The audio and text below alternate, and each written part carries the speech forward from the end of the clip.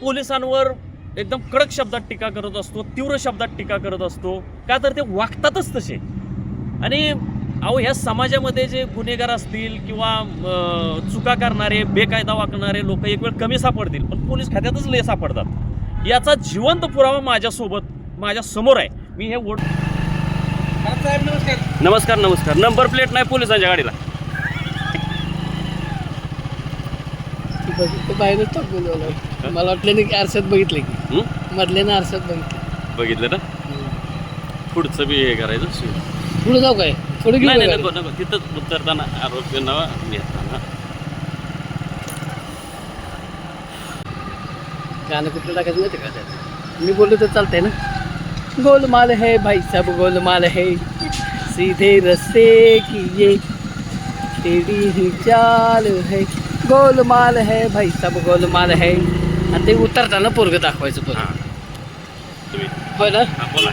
गोलमाल है भाई सब गोलमाल है, सीधे रस्ते की ये टेढ़ी ही चाल है, गोलमाल है भाई सब गोलमाल है.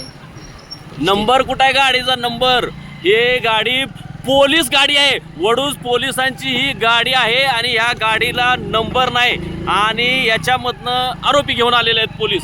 आता बघा मागं नंबर नाही, पुढं नंबर आहे का बघूया. गाडीला नंबरच नाही. हे बघा पोलीस हे बघा. हे साहेब आलेले आहेत, करचे साहेब. आणि हे पाठीमागे तुमचं नाव काय?